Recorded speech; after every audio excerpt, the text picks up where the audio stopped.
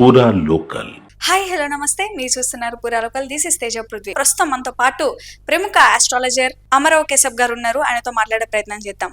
So Guruji, ఇప్పుడు చూసుకుంటే social మీడియాలో కూడా చాలా మంది అనవసరంగా ఓట్లు వేసామే, ఇప్పుడు తెలిసి వస్తుంది ఆయన వాల్యూ అని చెప్పి అంటున్నారు. అంటే ఏమన్నా కావాలని ఎవరైనా చేపిస్తున్నారా, లేకపోతే వాళ్ళ మనసులో ఉన్నది చెప్తున్నారా? నిజంగా అసలు ఏం జరుగుతుంది అక్కడ? ఇఫ్ ఇన్ కేస్ వాళ్ళు అనుకున్నట్లుగా నిజంగానే కావాలని ఓటేసాం, తప్పు పని చేసాము, మళ్ళీ జగన్ వస్తే బాగుండేది, మేమే తప్పు చేసి ఆయనను ఓడిపించాం అని చెప్పేసి అంటున్నారు చాలా మంది. సో ఇఫ్ ఇన్ కేస్ కనుక అదే నిజమైతే నెక్స్ట్ ఏంటి? ఇప్పుడు జనవాక్యంతో కర్తవ్యం అంటారనమాట. ప్రజాస్వామ్యంలో ఎక్కువ మంది ప్రజలు ఏది అనుకుంటారో అదే జరుగుతుంది. కానీ ప్రజలు ఏం చేస్తారంటే డెసిషన్స్ తీసుకునేప్పుడు బ్రెయిన్ అండ్ హార్ట్ రెండింటి ఉపయోగించి తీసుకోవాలన్నమాట. E2H2 డెసిషన్ అంటారు. బుద్ధితో ఆలోచించి తీసుకునే డెసిషన్ ఒకటి, మా ఊరికే మనసుతో చూసుకునే డెసిషన్ ఒకటి అనమాట. ఈ ప్రజాస్వామ్యంలో ఇటువంటి ఎన్నికల ప్రక్రియలో ఎక్కువ ఎమోషన్సే ఎక్కువ వర్క్ చేస్తాయి, కానీ నాలెడ్జ్ బ్రెయిన్ ఎక్కువ వర్క్ చేయదు. సో దాని కారకుడు చంద్రుడు అనమాట. వాళ్ళంతా శని చంద్రుల ప్రభావంలో ఉన్నప్పుడు అంతా ఒకే మోసలోకి వెళ్ళిపోయి అందరూ కలిపి వేసేస్తారు అనమాట. ఆ రకంగా ఆ రోజున్న ప్రభావాన్ని బట్టి వాళ్ళు ఆలోచించి వేసేది కాదు. ఎక్కువ మంది ప్రజాస్వామ్యంలో ఉన్నది అదే. ఎక్కువ మంది ఒకే మాస్ మెంటాలిటీ అంటారు అనమాట. మాస్ మెంటాలిటీ కారకుడు శని చంద్రుడు. వీళ్ళ మనసును కారకుడు చంద్రుడు, గ్రూప్ ఎక్కువ రావడానికి కారకుడు శని.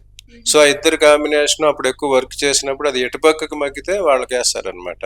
మళ్ళీ చంద్రుడు ఏం చేస్తాడంటే రోజు రోజుకి మారిపోతూ ఉంటాడు అనమాట. సో ఆ రకంగా మనసు మారిపోతూ ఉంటుంది. మళ్ళీ ఎలక్షన్ వచ్చేసరికి మళ్ళీ వాళ్ళు ఎటువంటి కాంబినేషన్ ఉందో చూసి అట్లానే మళ్ళీ ఓటు చేస్తారు. అప్పుడు ఎవరికి వేస్తారు అనేది లేదు. ఇంకా ప్రజాస్వామ్యంలో ఉన్నది ఏంటంటే, ఇదివరకు రాచరికాలు ఉండేవి, ప్రజాస్వామ్యం ఉండేది. రాచరికంలో vested interest and general interest అని ఉంటాయి అన్నమాట. వెస్టెడ్ ఇంట్రెస్ట్ అంటే ఒక రాజు, నేను రాజ్యం కావాలి, నేను రాజు అవ్వాలి, నాకే రాజ్యం కావాలి అని చెప్పి కొంత సైన్యాన్ని కూడా తీసుకుని యుద్ధానికి వెళ్ళేవాడు. యుద్ధానికి వెళ్ళి రాజ్యం సంపాదించుకునేవాడు. ఆ రాజ్యం వచ్చిన తర్వాత రాజు ఏం చేసి ఉంటే ప్రజానుకూలంగా ప్రజారంజకంగా పాలించాడు అనే పేరు వచ్చేది అనమాట. ఆ రాజ్యం కోసం యుద్ధం చేసిన తర్వాత ప్రజలకు అనుగుణంగా ఫస్ట్ రాజు వెళ్ళింది వెస్టెడ్ ఇంట్రెస్ట్, నేను రాజు అవ్వాలని. కానీ తర్వాత రాజ్యం వచ్చిన తర్వాత ప్రజలకు అందరికీ మంచి చేసేలాగా పాలించేవాళ్ళు. కానీ వేరే ఇప్పుడు వచ్చే డెమోక్రసీలోకి వచ్చేసరికి ఫస్ట్ జనరల్ ఇంట్రెస్ట్, అది చివరికి వెస్టెడ్ ఇంట్రెస్ట్ అవుతుంది అనమాట. అందరూ రండి, ఈ పార్టీ మనమంతా కలవాలి, మన ప్రభుత్వాన్ని ఏర్పాటు చేయాలి, అది సాధించాలి, అది సాధించాలి అనే దానిలో రకరకాల వాగ్దానాలు ఇచ్చేస్తారు. ఆకాశం తీసుకొచ్చి మీకు ఇచ్చేస్తామనే వాగ్దానాలు ఇచ్చేస్తారు. అలవి కాని వాగ్దానాలు ఇస్తారు.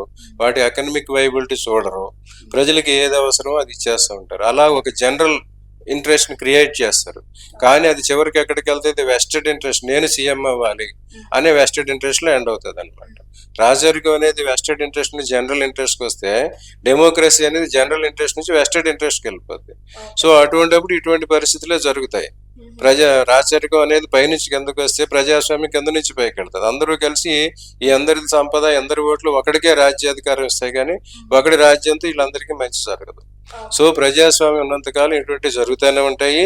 వాళ్ళు ఎన్నుకుంటారు, కానీ తర్వాత మళ్ళీ ఇలా అంటానే ఉంటారు. మళ్ళీ ఎలక్షన్ వచ్చే టైంకి అదే మెంటాలిటీతో మళ్ళీ వేస్తారు.